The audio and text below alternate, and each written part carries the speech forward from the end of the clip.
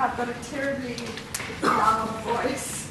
But tell me at the back there if you do want me to use the speaker. You okay? Can you hear me? Okay, I'm going to carry on from where Nora left off.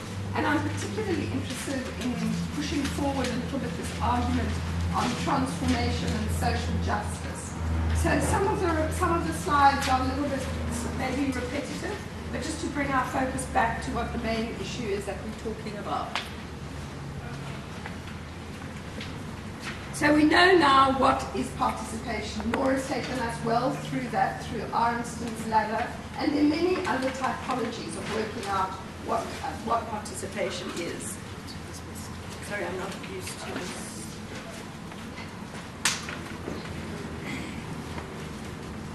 So it disguises, it means many things to different people. We know that now, and that is its strength, but it's also its weakness. And it's very seldom linked to ideas of transformation and social justice. We don't speak about the ethics of participation. And I think that's something that's really crucial, and that there's one thing that we take home is the responsibility that we each have to look at this in an ethical way and to look at how it makes a better world for the people that we're working with.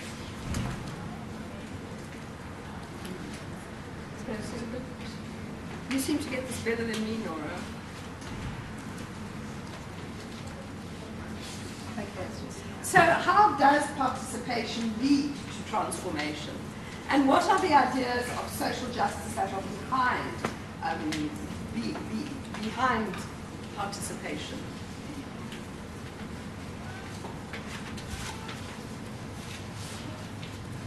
This is terribly annoying. So the essence, as Nora's already said, is exercising voice. It's for those who have not had voice, to give them the kind of friendly and nurturing space where they feel that they can talk and that they have the ability to solve their own problems. Given the right environment, they can find the right solutions. So just to contextualize, not just in the water sector, but globally, in the 70s, there was already a move towards participation. There was the beginning of the talk about building capacity and participation. But the main thing happened in around 1989 when the Berlin Wall fell. And with the fall of the Berlin Wall came new ideas of citizenship and social justice. Basically, how could the citizen relate to the state? So the state was the planning, was the policy and everything, but how could we have a more responsible citizenship and be more accountable to our citizens? So there's the mantra that the mainstreaming, we often dragging people in from the outside to the inside, come on to participation. And the idea of paying, as one of you brought up how, I think a couple of you brought up how when people are busy or when it's far away or they're losing a day's work, by coming there should be payment. But I don't agree with that. There's been a lot of discussion, and some of my colleagues agree and some don't agree, because I think that people must feel they're doing this for themselves, for their communities, and they are agents of change. They're not doing us a favor by coming into particular spaces. And I think we need to change that mindset. Otherwise, we always pay you to give me your voice, pay you to come here. I think the least we can do is give refreshments and try and be sensitive, particularly for women, to not have it at a time when they're making supper at 5 o'clock in the afternoon or they're looking after their children. But they need to go to their bosses and say, listen, I'm sorry I'm not at work today. There's something important I have to do. And so I think we need to just be careful about that.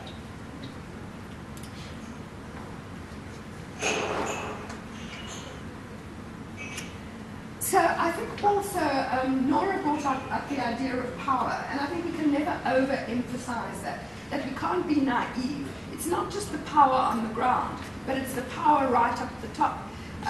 There's just an example in our country, I think in many of your countries, we have water user associations. And these water user associations have to draw up a plan about how they're going to conduct their work. And what happens in South Africa is the government from Pretoria provides the template, and basically it tells the water users how to do their plan, so that politics is coming right from the center, and people don't let go of power. Once they've got it, I often think to myself, wow, if I was a politician, would I still be the same person that I am? If I had a huge salary and a big car and lots of people to order around. So power corrupts, and people with power don't want to relinquish their power. So we mustn't be naive about these relations of power. They're very deeply embedded. So I've spoken to you about the 1990s. So it's a shift to people as passive beneficiaries and more ideas about a just society. So what I'm particularly interested in is in emotions. I'm interested in what you call affect and emotions. It's the terrain of human geographers, feminist philosophers, anthropologists, people who speak about emotions. And I was very affected by the work of someone called Zemblias. I can give any of you these references if you want them afterwards. But Michelanos Zemblias talks about emotions, and he says they stick to your body and they move from your body to another place. So if, for instance, I'm making you angry here, when you get back home or when you talk to other people, you're going to have anger in you because it sticks to your body and it moves with your body to different places. So when we're in spaces, participatory spaces, I think it's really useful to look at the different emotions that are manifesting. Are people fearful? Do they feel shame? They don't want to talk. They're in this kind of withdrawal. Do they feel like if you're talking about something like one person brought up the idea of wastewater, one of the people talking, I think it was Germaine, talking about the work she does in looking at perceptions around wastewater. People might feel disgust. They might feel fear. Why are they trying to get us to use wastewater from the toilet to the tap? They want us to drink that.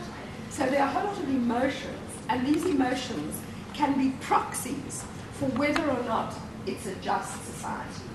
If you have positive or good emotions, you're likely to be in an environment that's more just.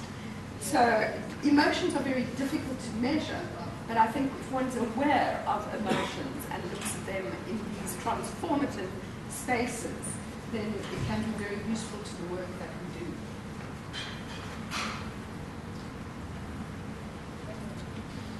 The other thing that came around, that comes around when you look at emotions, emotions are often seen as something messy.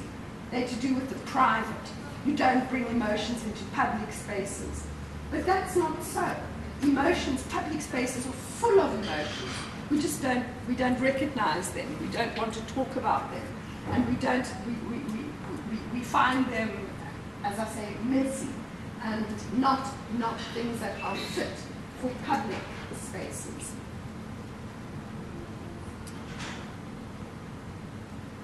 So just 3 golden rules when you're talking to people. I'm just going to go now just through some slides which show how when one asks questions, and it's not so much in participatory spaces, but I think I've certainly been guilty of it, we all might be guilty of it.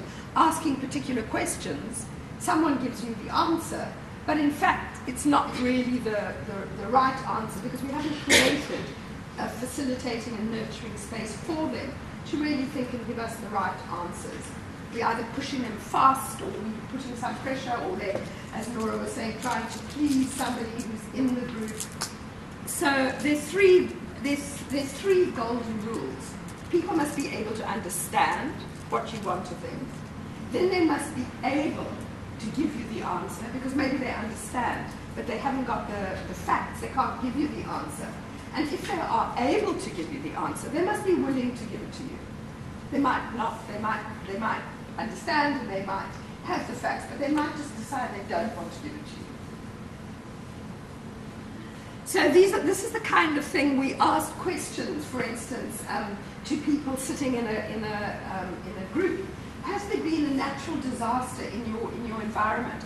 And everyone said, no, there hasn't. And then we went out with our cameras and we found these kind of things where the houses were bashed by storms, and there obviously had been a really big natural disaster. So when we came to the group and we asked them, but why didn't you say there's a natural disaster? They're used to this. This isn't a natural disaster to them. This is everyday life. So, to be aware of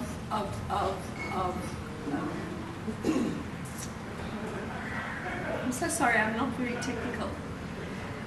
Something like this, saying to people like, can you tell me, are you happy with the electricity in your area? I don't know in your countries whether you have this sort of thing.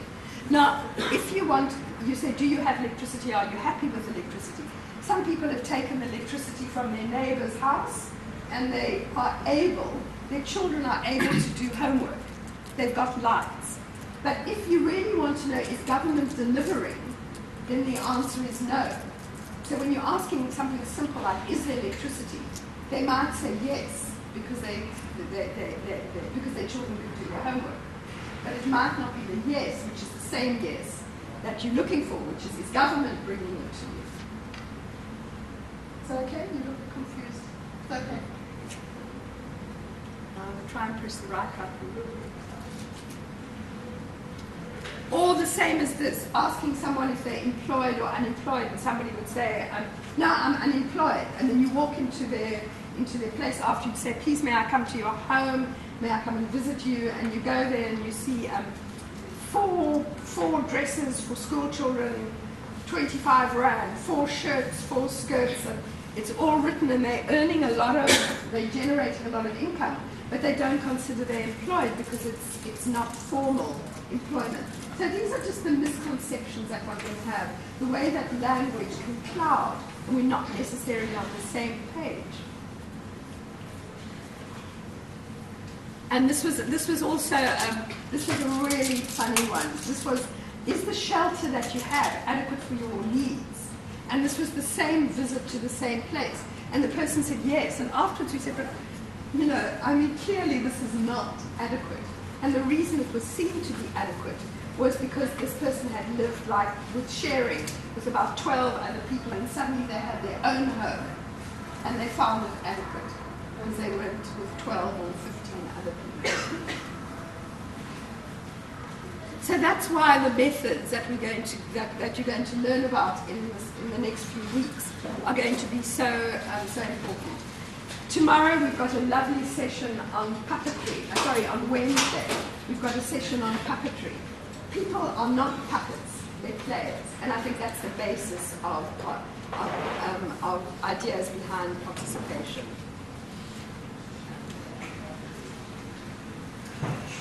What am I doing wrong?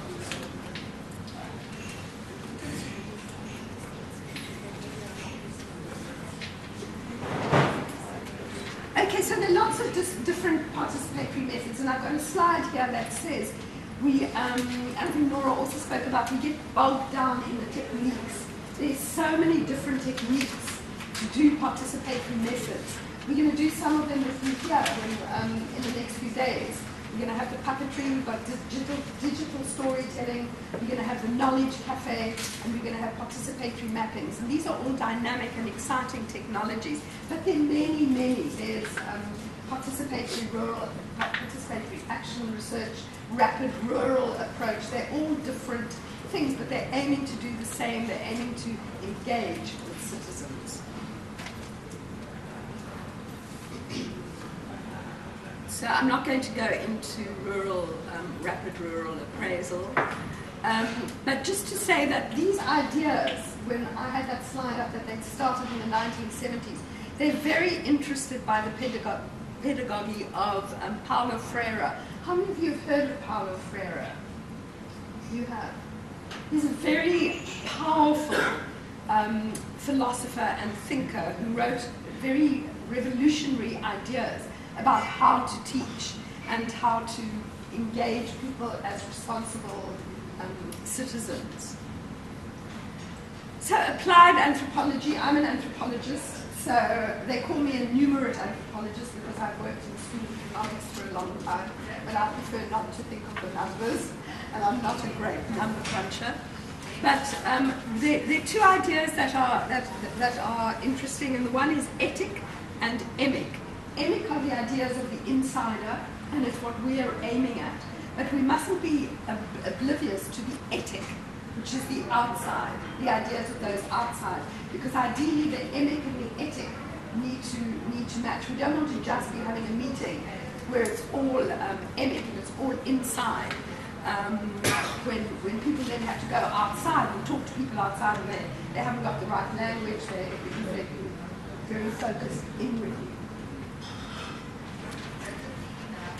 So I like this idea that field learning is an art. So when we all go out there, we must see ourselves as artists. We're scientists, but we're also artists. That means we're agile, we change according to who's there. We see like everybody's falling asleep. We play a game with them. We get them to stand up. We get them to walk around the room. We artists. We're creating new environmental, new spaces that work for the people that we're working with. And so we're flexible and agile.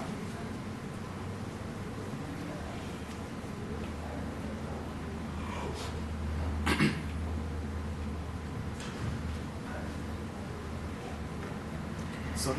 Oi, oi, oi, oi, oi. Excuse me? Let me see if I can do it. So what we do, it leads to change, it leads to joint analysis, it leads to dialogue, and it helps us develop an action for change. And as we think about change, we must always think of transformation. We also transform. I mean, I find when I'm with a group of people, I learn something new every time. And I'm learning and transforming. Not to think ourselves as static, not to be arrogant about what we know and what they know, because then we just repeat it, the whole cycle, the vicious cycle of including some and excluding others as being the experts. So it's a question of an attitude, a commitment, and behavior, the way we act. So this is just a couple of slides now just to show, this is spatial mapping when you're asking people, how many of you, or have any of you done spatial mapping in the work that you've done? Okay, so spatial mapping, you're going into a community, you're using stones or whatever you want to use, or you can be inside a room and be using beads or corn or buttons or something like that, and you're asking people to tell you about their village, like where are the rivers, where are the churches, so you're getting an idea of what the environment is, and people are telling you their story. So spatial mapping is quite a powerful tool. So different people, it gets people to talk to each other, say, no, the river doesn't go, the church isn't there, the church is there, the school's over there. And so no, the school's by this curve of the river. So people are becoming much more aware and knowing that they've got knowledge that they can use. Social mapping is slightly different and can be another layer on top of spatial mapping. Social mapping is talking about the people. I'm sure you've heard of social capital. So it's talking about the networks and the way that people link together. So you're looking at the different belongings, like where are your clubs, where are your choirs singing, where are your churches, where are your NGOs, who's your best friend, where does she or he live? So you're mapping things around you and becoming aware of your environment. Transect, tomorrow, by the way, if you've got flat shoes tomorrow, dress comfortably. We're going on a walk, not a very long walk, it's about 15 minutes, but we're going to the Liesbeek River. And it's called a transect walk because we're transversing a particular part of our geography. So we're going on a transect walk, and it's very useful when you're going on a transect walk in a village to ask people, please will you take me through your village? Will you tell me what's important to you in your village? And talk to me as we work, and they'll walk. And they'll stop and they'll say, oh, here's a bus stop. This bus stop's new. Before this bus stop was here, we could never go to the village, to the town, but now we've got a bus stop. you can move around more freely. They can tell you interesting things, and at the same time you can ask them, what's this, what's that? And so in a participatory way, you can gain knowledge. So I just had a note there, important source of gender perspectives. When you do a transect walk, you might want to do the same walk with just women and the same walk with men. And it's quite interesting to see the different things that women and men will pick up. Or also, sometimes it's useful to do a walk with men and women. So if you're planning it, I would say let's do 3. Let's do one with just men, let's do one with just women, and let's do one where it's a mixed group. And you just look at the different data that comes from that. Then the historical timelines. You can ask someone to tell you the history about their place. Tell me, you know, when was that bus stop there? When was there a cafe here? How long have you been living there? Tell me a bit about the history. Where were you in South Africa? We would ask a question. Where were you when Mandela was released? Were you in this village? Where were you actually physically? Were you sitting? You know, that's the kind of question we would ask in South Africa. But in all your countries, there must be big events, and those can be ways to anchor the way that you talk to your. This is matrix ranking. I don't know if any of you have done matrices. When you have, I'm not going to go into it, but if anyone wants to ask me while we're here how you do a matrix, I can tell you it's not one of the techniques we're going to be using now, but it is just one of the toolkits that you can take out of your bag and use. So there are hundreds of different methods available. So less is often better than more. You decide, you know what, we're just going to do transect walks, nothing else. Because you try and do too much, you end up doing nothing. So event history calendar is just another method. It's a really interesting method. When I spoke to you now about where were you when Mandela was released, where were you when your daughter turned 21, where were you when your first child was born. It's a way of jogging memory, and you get people, suddenly they remember things that they never thought that they had remembered. Oh yes, I remember there was this protest in the village then when my child was born. You know, I was very active in it, or I was cross that was happening and no one called me. So basically the events lodge they jog your memory. There's a lot of fantastic literature written on memory and where information gets lodged. And the event history calendar is based on a guy by the name of Benny, for anyone who's interested. And Benny wrote a lot about memory and how you can jog people's memory. So that's just the brain and all the stuff that's inside our heads.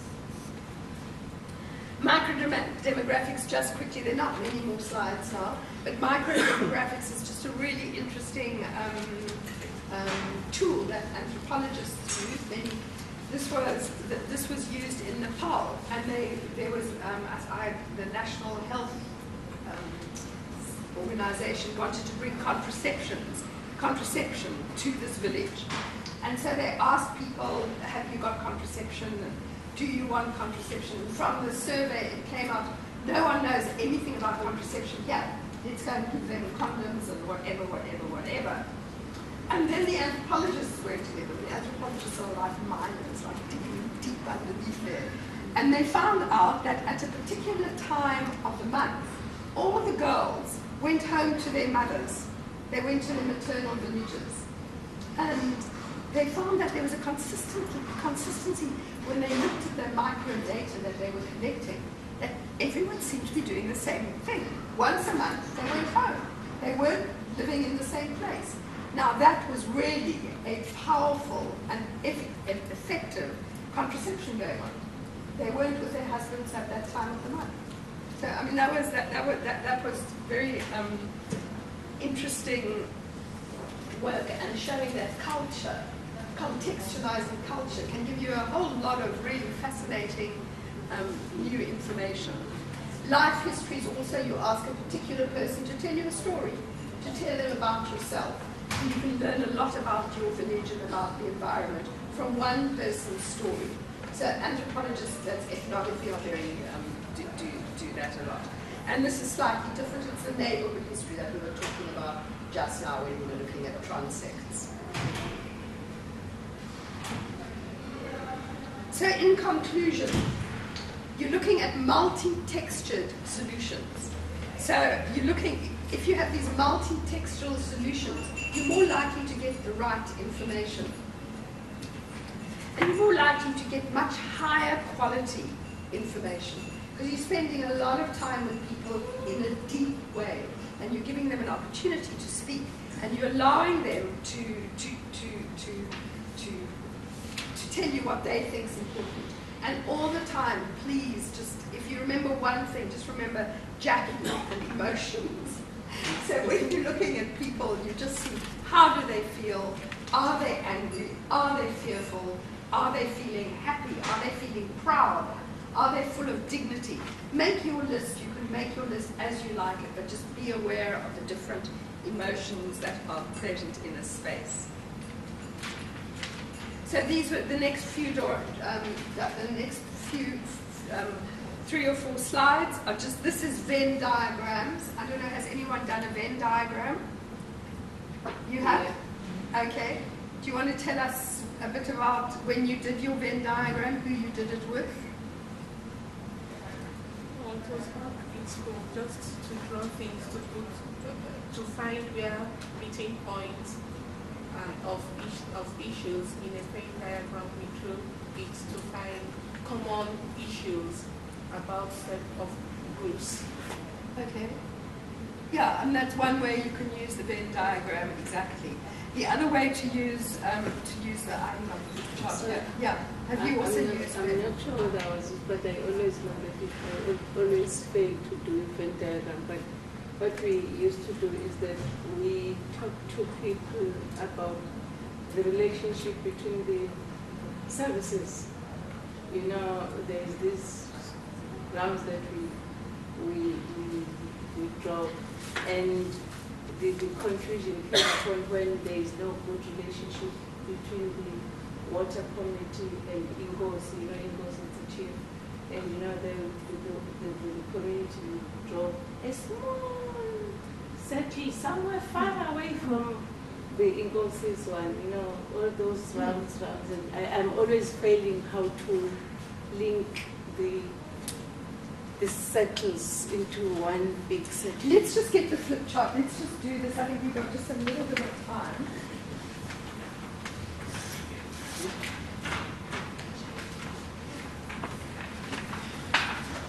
And we'll take your example of the Inkosi.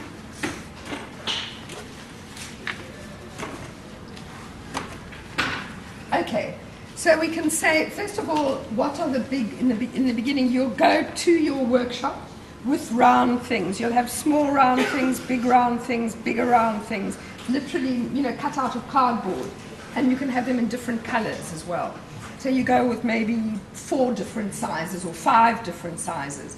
Then you ask them, what are the main problems in your, well, let's take your example of, was it? Water committee and Ingozi. Okay. So first, before you get there, you will have found out from the group what they considered important issues to discuss today. So let's say they say we're going to discuss water. So that's the biggest circle will go there because it's the biggest thing that they're going to discuss. Then you want to find out who's involved. Let's say not just the Nkosi, but you want to ask them who the people around you who you think are involved. So say, for instance, there might be a consultant. So a consultant is a very small element of the community. It's not a big, they decide, look, we don't want to give the consultant a lot of weight. We don't like the consultant too much. But the consultant might be very involved, it might even be here. The consultant might be very involved. So you say, okay, where would you put the consultant? So the consultant might be right in the middle of that thing, even though it's very small. Then you've got a bigger one. Let's say you've got this one. This is, let's say, the church. So the church might be very important in your community. So you give it a big circle. But in the water issue, the church might be really not that important at all. So you would put it quite far away. Let's just take one more. Nkosi. The Nkosi is probably very big. And is the Nkosi very involved or isn't it? You might see that the Nkosi is, as you say, is too far away. He's very powerful in the community, but he's not here. So what you might do then is you might say from this meeting that you want to find out how you can bring the Nkosi closer. What are the steps? So you brainstorm together. What can you do? You know, maybe you can go to him with a little story about water and how important water is. Maybe you can invite him and have a big celebration at the Water User Association or something, and invite the Nkosi. I don't know. Those are things that together the group will find. But this is Ven, and I can't remember. But I think it's named after Ven, after somebody Ven. So this is one technique which is very usable. So here this lady is putting down into the circle. You can see she's got the circle there. She's doing it. She's written. She hasn't got circles, but she's written on here different people, names of different people, different bodies, different organizations, and then she's saying, oh, this one's important, we put it here, this one's not important, we put it here. And you can have 3 circles here. So it's sometimes quite helpful to do it that way. You can say, oh, the Nkosi's right on the outside of this circle, this person's more inside the circle, so sometimes it's useful to have 3 circles. Does that make sense? Sorry, what does the circle, this big circles mean? It's what's at the center, what's slightly more on the periphery, and what's right on the outside on the periphery. So you're just spatially lodging, you're spatially anchoring. Instead of having your circle over here, you could put your circle over here. So you're confining it to this box. You're not letting anything drift outside here. Okay. Well, the most important one is the inner one. The most important is always in the center, yeah. Even though the circle might be smaller than this circle, this is your main, this is your center.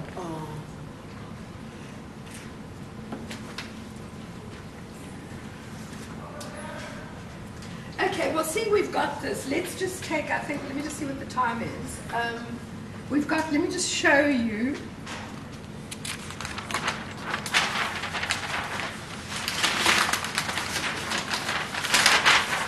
Because the Venn diagram is one of the most common tools, and another very common tool is the matrix.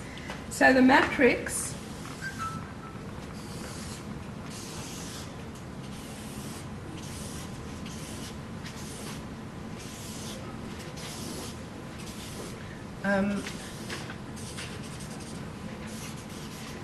you use, you get a whole lot of little. I did it once with Smarties. Do you know Smarties? Those little sweets? You can buy some Smarties and play with Smarties.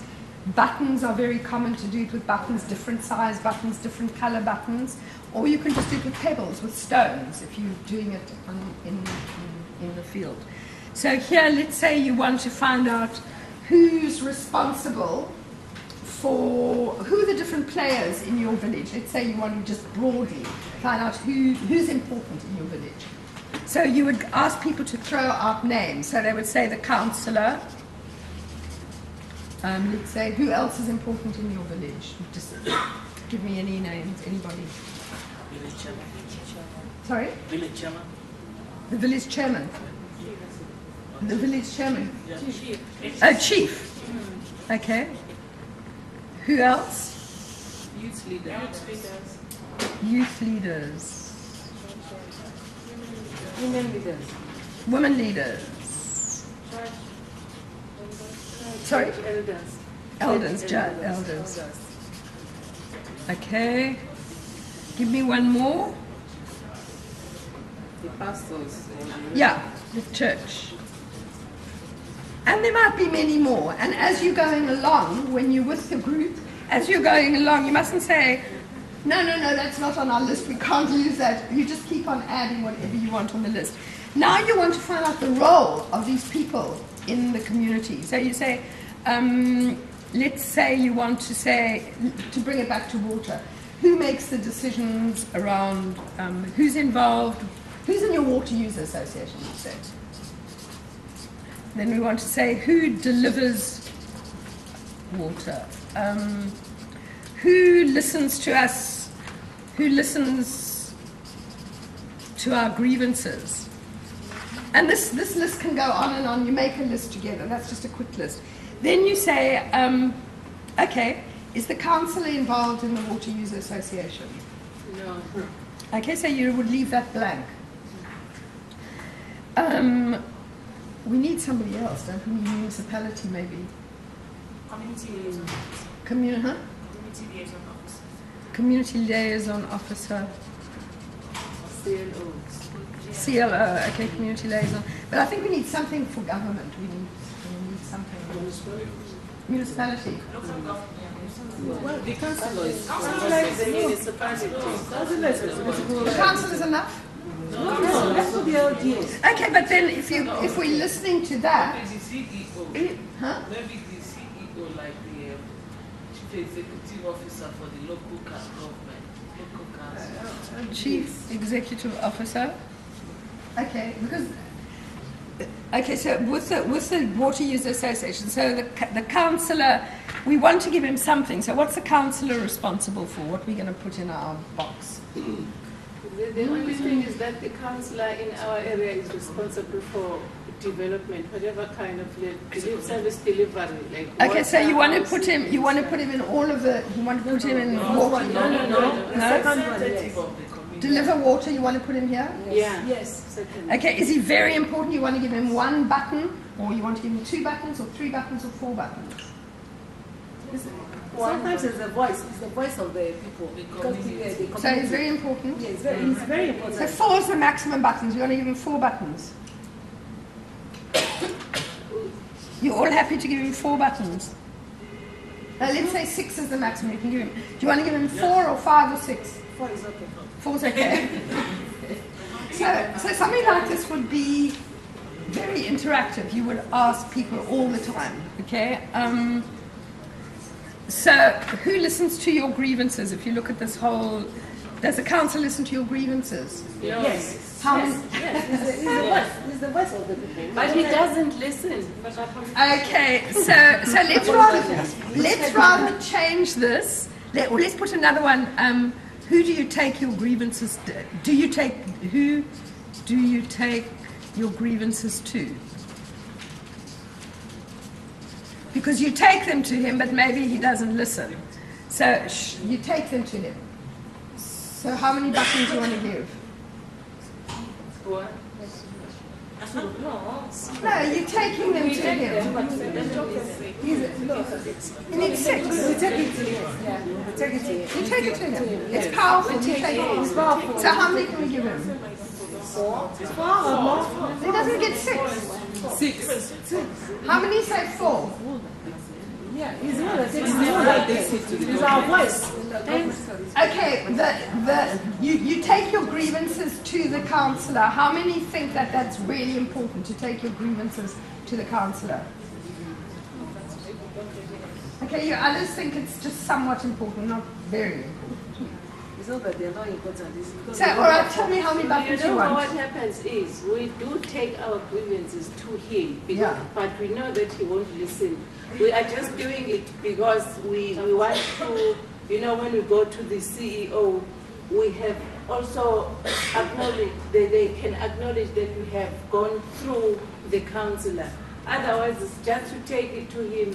Okay, so it's just a rubber stamp. You just Exactly, yes. Thank you. so you what? You want to need 1, 2, 3, 4.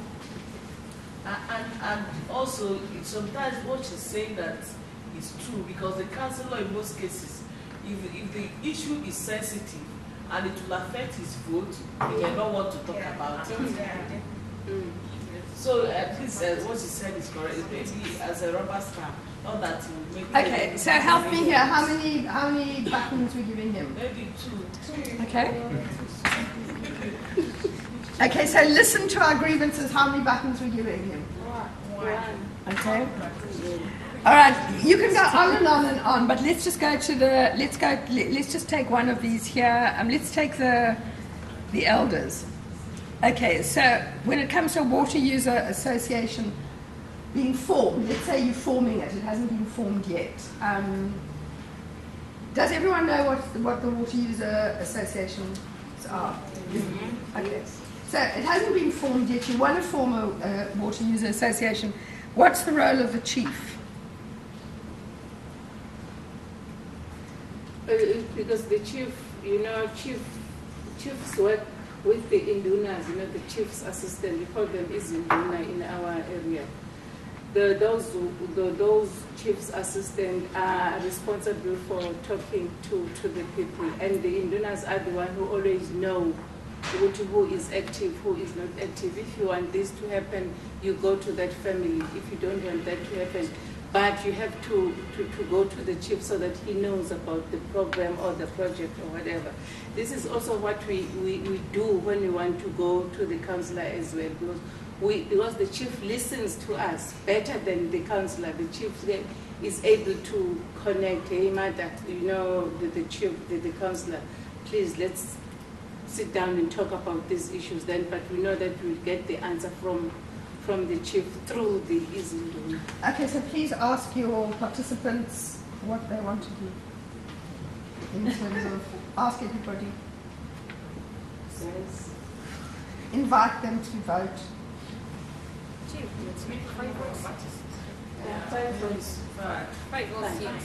Five or six. Oh, let's say six. Ask them if they agree with you, everyone. Does everyone agree that you can put 6? 5? Okay. So when it comes to starting up a water user association, the chief is pretty important and you're going to give him 5. Okay, fine. What about your youth leaders? Are you going to consult them at all? Are you? Yes. Yeah. I think that the youth are important because they're the ones who normally, in my example, in Uganda, like when you're setting up rain harvesting something in the village, they're the ones who dig up, who do the digging. So they're pretty important. Okay.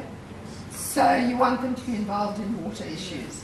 So how many, be careful here, because imagine if you give more to the youth than you do to the chief might not be happy. 4? 4. Do you all agree? 4. Okay. Germaine has written a wonderful master's thesis on youth, and I strongly recommend, Germaine, you should circulate your very good work on youth she's done. Okay, let's go on then to women. So, women leaders. Would you go and look for your women groups? Definitely. Okay. We nicely skewed here. There's how many women? There's 19 women. So we agree you're going to go to your women's groups. How important is that? You must when you see how important you must, they say when you're looking.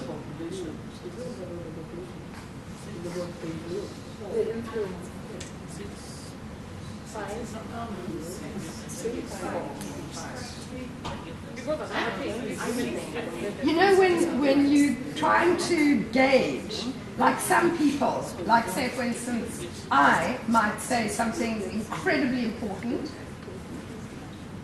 It depends on the culture of the area. Yeah, Depends on the social culture. but there's also something else that you and you and you, 3 people, 4 people, 5 people might all think very important is different. So for you, very important is you're passionate about it. For you, very important might not be so. So you've also got to gauge. So you ask some neutral questions. That's why you go back and say, in relation to this, how important is it? So you keep on having one point, which is like you're going to anchor back to that point. So, okay, women leaders, how important are they? How many? 5. 5? Okay. 1, 2, 3, 4, 5. Elders, didn't we do the elders already? No, we didn't.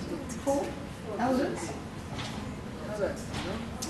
You're starting a water user association, you want buy-in in your community. How important are the elders? You guys are all too young to think that the elders are important. So how important are the elders? 3? Okay. 3 is still important because if you're looking at it, you're still going to include them. Your church guy, how important is the church? 3? How many say 2? No, 4. 4. Very inclusive. Okay. You get the vote for me, please. Okay. So why I think so is that both the women, the men, the youths, when they are in the church and the pastor or the father they are preaching, they tell them why we need this thing in our community. They listen to them more. So I think 4 is okay. Okay, so but do they agree with you? How many agree with you? 4. So you want me to put 4? No. Okay, how many? Why do you think differently? Well, because of the socio-cultural that we have, and then not everybody goes to church, so we have to look at that. Not everybody. In my country, more than 75% of the people go to church. Sorry, let's hear Your country, they're not thinking of the other one. Even in the northern They listen to In my country, leaders usually go to these religious leaders to ask them to motivate the communities towards the development, and at times the implementation of these projects could be political, and usually they look at these religious leaders as a channel through which to implement a certain project, not necessarily for the good of the community at times, but because of maybe even the political interests attached. So they are helpful. So it's like a powerful political figure. Germaine? What percentage? Now church becomes less than why don't we talk about religious leaders instead of a church, or maybe let's say religious leaders? So we're changing the category pastor and we're putting religious leaders, okay? Then there is one group you are living there, very important, on water users associated, of the farmers. Farmers. Yeah. Because like in my place, if you farm next to a river or a lake, you automatically become member of the water users. So don't we maybe want to, I don't know how it is in your countries, but in South Africa, don't we maybe, all farmers aren't the same, don't we maybe want to have a category commercial farmers and a category emerging farmers or small scale? Do you agree? Yeah. Okay, farmers, commercial. Okay, so we have to add here to at the top, farmers, small scale. Okay, so this is interesting because we'll see whether the commercial farmers have more political emphasis than the small scale farmers. Let's, just to finish up, the religious leaders, how many did we decide? 4. Okay. The commercial farmers, when it comes to water use association? Farmers will be like, to me I can give them seeds because they want to protect their interest. Like if they use the water for irrigation, and they would want to form an organization where their rights will be protected. So you can't. Okay. To me, it's like seeds for the farmers. Okay. I think, what's interesting, if we were to have time, let's say, just to debate how important are the commercial farmers, one person might say 6, the others maybe don't like the commercial farmers. They maybe say, you know what, we don't want them to be so important, let's only give them 1. So it's interesting, we need a lot of time, but for now, let's give them 6. Are you separated farmers? Yeah, and small-scale farmers. Like commercial, they could It's looking a bit messy. So how many do you want to give the commercial farmers? No, don't give them 6. Give them how? 3. Give them 3. And the small scale farmers, how many we give them? There? Small scale farmers. You're giving them more or less in the commercial farmers? You know the small scale farmers, they never have a lot of voice like these big farmers who have money they can influence policies. But the small scale farmers, they want to be heard in these organizations. So do you want to give them more Yeah, points? they should have more of these. Yeah. 4? Okay. So you can see how you can build a matrix. Then you go on to the next, you'd say who listens to you, and you'd go through all of these, and some get 0 and some get 6. So you can have, it can be as wide and as long, and you can take a whole day to do it, or you can do it quickly in a couple of hours. It's a powerful tool in your toolkit, okay?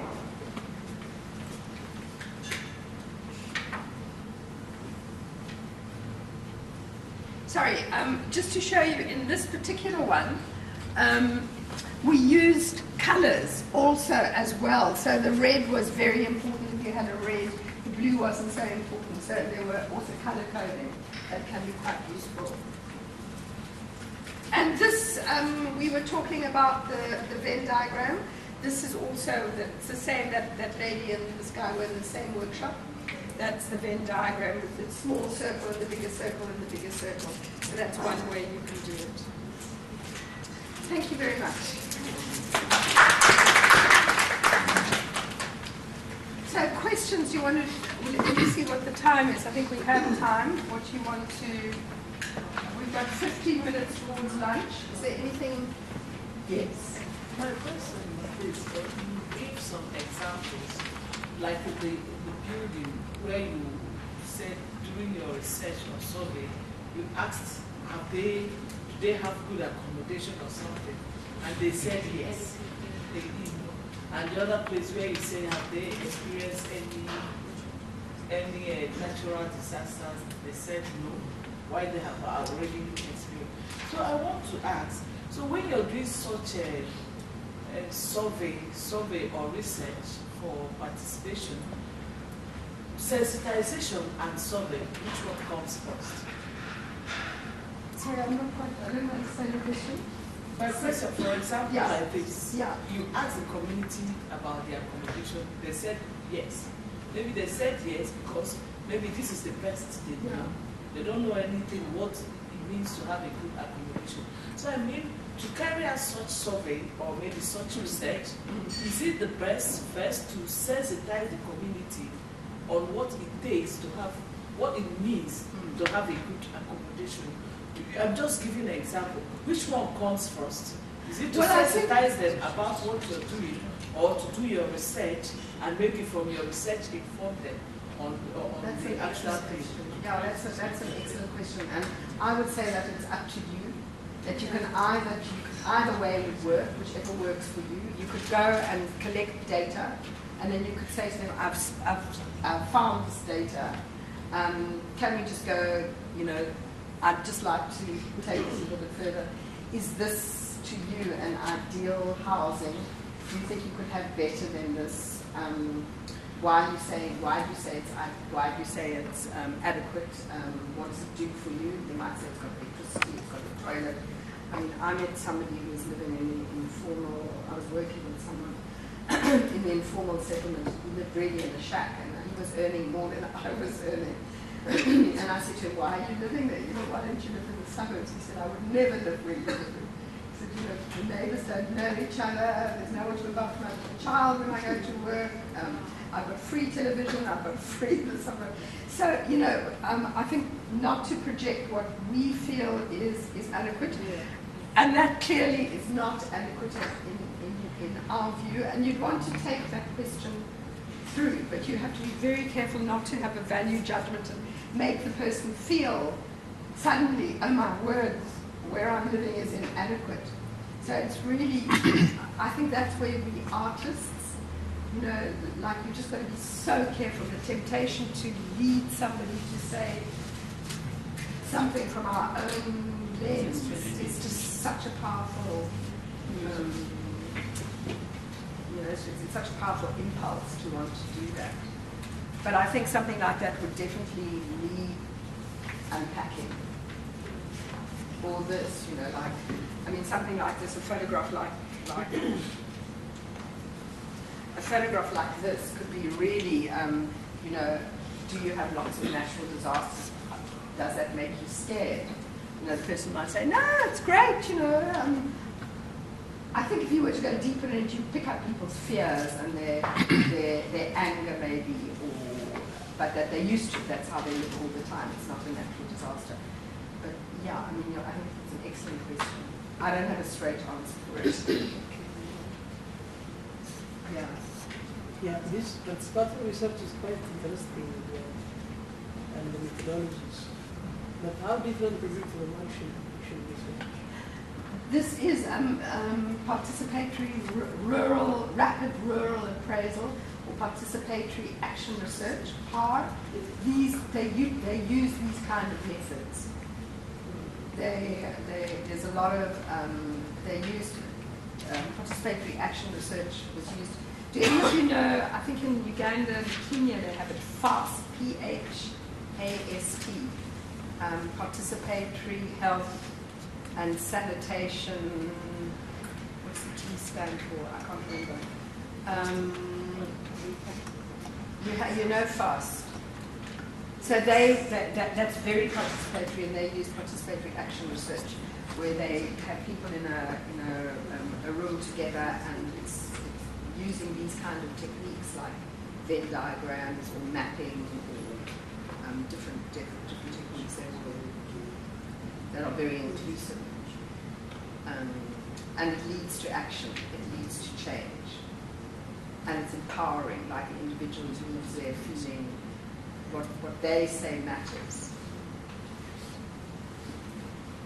And this person who's, sorry, I'll come to you now, is it you who are doing social protests? No, someone. Yes, I am. You're doing social protests, okay. So, in participatory action research, I think what would come out of a participatory action research workshop, which could be 2 days long, 3 days long, 4 days long, or an afternoon, it depends how deep you're going, but would come an awareness, knowledge, deep knowledge, not just information, in feeding of empowerment, agency, and that could take it then to further action. Well, what do you want to do about this? We're going to write a letter to the minister, we're going to toy and protest, we're not going to sit back anymore and take it. So knowledge can be very, very empowering, and that knowledge comes out of a workshop where people are given the space to voice their ideas, to ask questions without feeling stupid about asking questions. So that is very much rural. And Chambers, who's heard of Chambers? Robert Chambers. Yeah, Robert Chambers is, if you go into this kind of field of work, you must read Chambers. Didn't he send you along a Chambers to read? Yes, he. Can't remember Chambers. Anyway, Chambers in the 1980s already was looking, 1970s, 1980s. Definitely in the 1990s. He was the mantra, Chambers, Chambers, Chambers, was the forefather of participatory action research. And he brought these principles of research into his work. Because they're principles, and in that sense, these principles apply to a more just society. If you're creating more space and you're really giving deep knowledge, your society should be more just, and people should be able to transform and take on the development agenda as their own, rather than just be followers. So yeah. Chairman?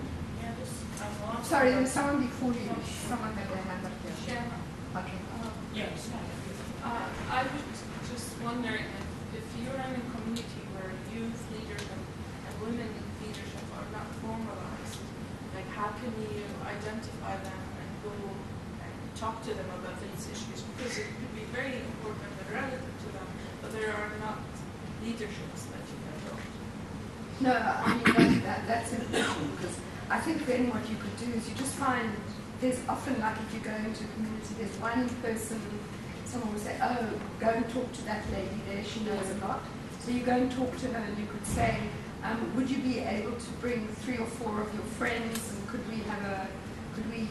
would you mind if we meet in your house or somewhere else? Who would you think? So you had what you call a snowball, and you would go from one person, you take one person as a learned other, and then you build a group around that person. I'm losing my hands here. Germaine? Yeah, I just wanted to find out for the metrics tool. I'm just curious to find out, let's say there are 10 people participating, and then 8, like you did a vote, like the one for the religious leaders, and some of us said 4, others said 2. So where do you bridge that gap? Those who, if it's 8 out of 10, what about the 2? How do you bridge 8 people going for 4 points for the religious leaders and 2? Are we now saying that 8 people, they have it right because they voted more on the 2? Well, I think I think that's part of like the facilitator being an artist. I think that, to say then that's where emotions are so important. You can say, you're really quiet. To pick up or read body language, that person doesn't agree, they're cross, or they don't care. I mean, Tahish and I tapia. No, I don't care at all. It's not an issue that's important for me. So you pick up, you would need to, the dynamics of one person or 8 people wanting to take control and take charge of the group. You have to be very aware of that and make sure that the 2 who aren't there, maybe one way of getting them to do it is to say the 8 can help you and say, I don't want to put anything up there until everybody's agreed. So that would mean that the 8 have to talk to the 2 and see what they can do about it. You're going to have to help me here, guys. The hands are lost. Yeah. Yeah, I was in the past in a situation where I have to protect, the interest of the bad, you see, and protecting the interest of the things that I don't believe in. Okay, so you're doing a research, then you find that this is not right. I wouldn't like to live like this, but you find that the end result is for you to collect the data so that you can convince the users that that thing is right, but you don't believe in it. Okay, anyone got comments on that? I mean, that's an ethical problem, but it's a very practical problem because you've got a job, you're working for a boss, you've been asked to do research, and that I think that's a fantastic example that we can't always be so pure. We can have these ideals in the ideal world, but we often are made to compromise. I mean, I don't know, but I think that your job then would be to get the truth from the people and to take the truth and act as a conciliator. Say, this is what I heard. You can't lie about the truth if people are not happy and they're telling you that. Exactly. The onus is on you to tell the boss that, but not that you can change. But then you come up with the result. Yeah. And you tell them, but you see that they kind of like coming up with the approaches of convincing the people that living environment or something is good to some extent.